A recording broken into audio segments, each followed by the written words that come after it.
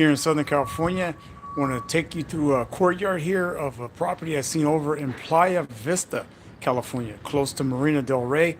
Had to come over and take a look at a complex where we're thinking about putting in some awnings to help shield some of the sun over here. So I just was walking through the courtyard and I wanted to share this with you because this is a really nice courtyard on how it's designed and the plant materials is chosen to be put in this courtyard. So let's check it out.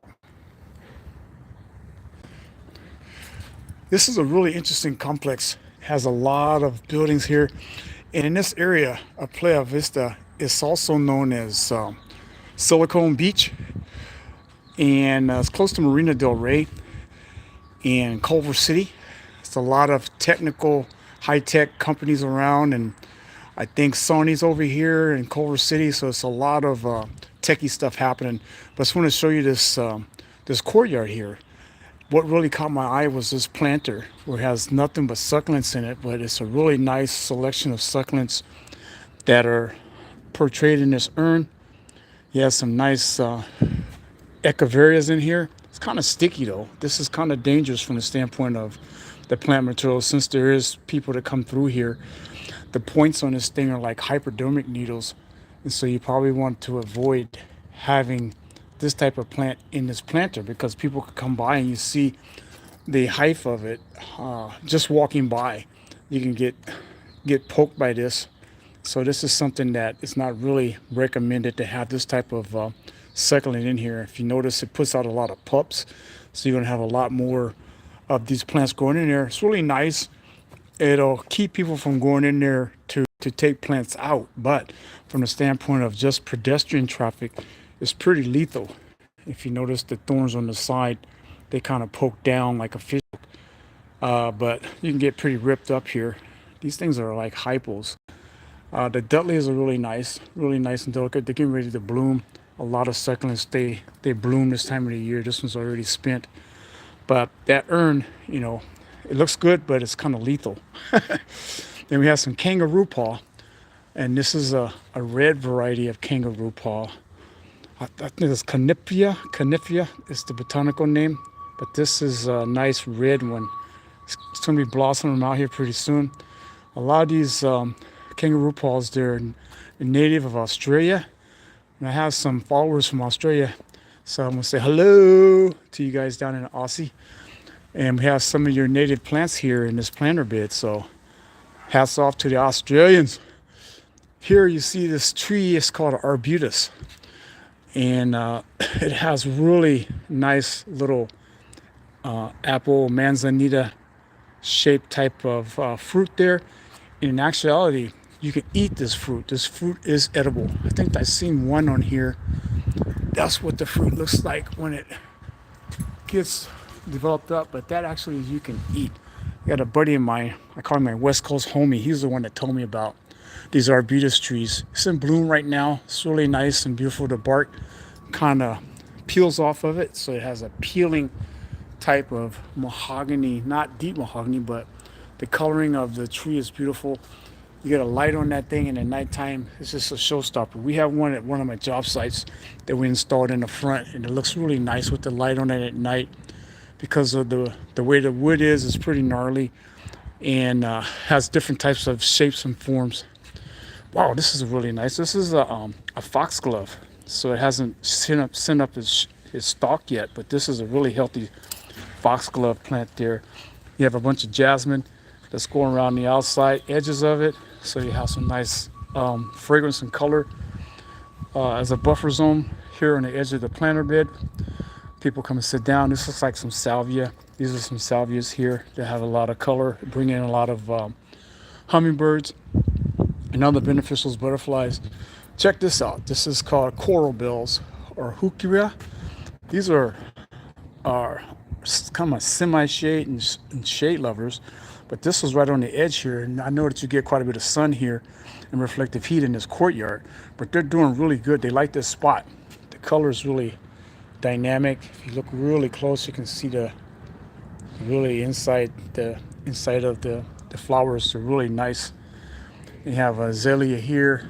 Going down the other side there, you have some different types of plant materials for the shade. but these really stand out. They stand up and stand out, so that's cool. With that corner there, kind of softens that corner up.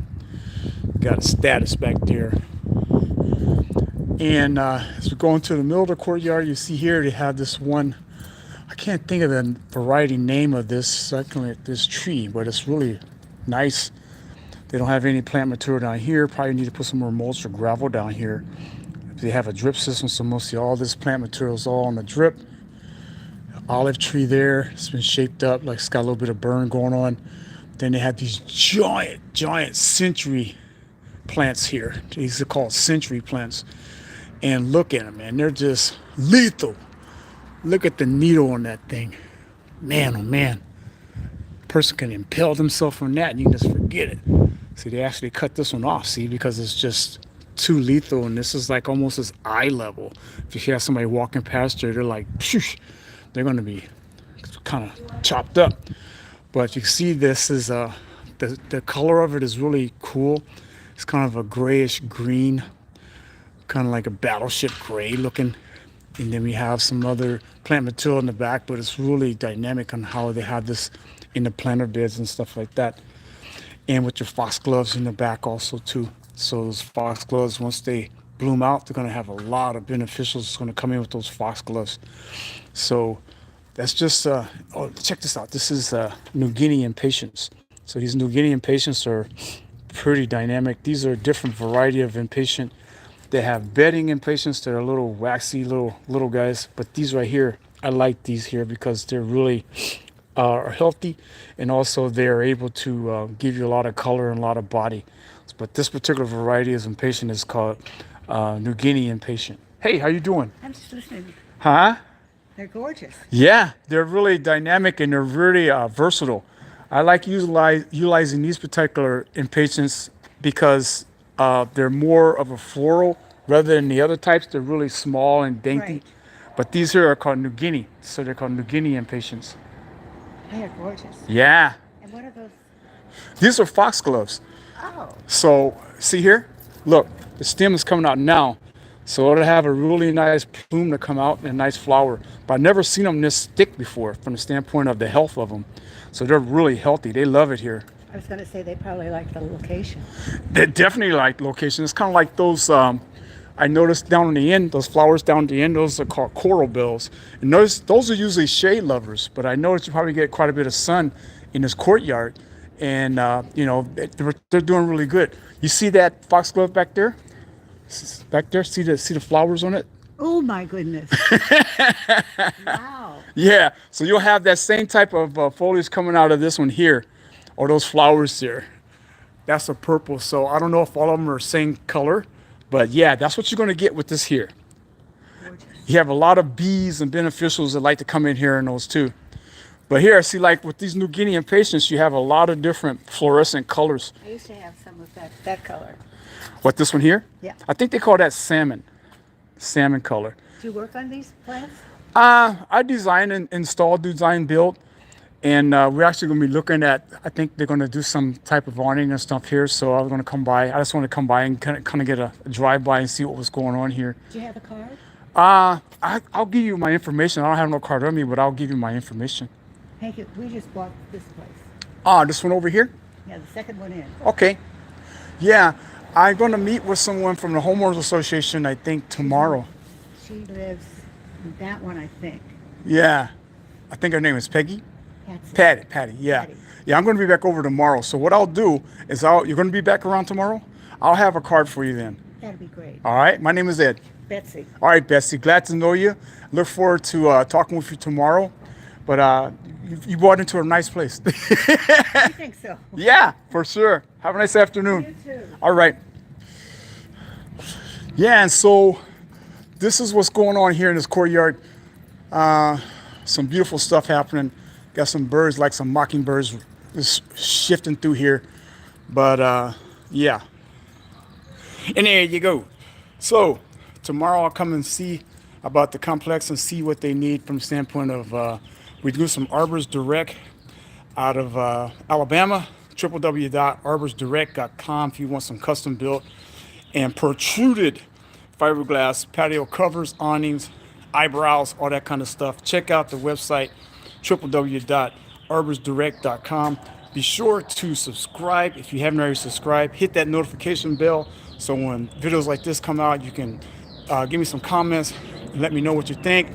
And also give me in the comments, let me know what you think about that, about those two succulents I told you about, the spines on it. Would you take it out or would you leave it in? All right.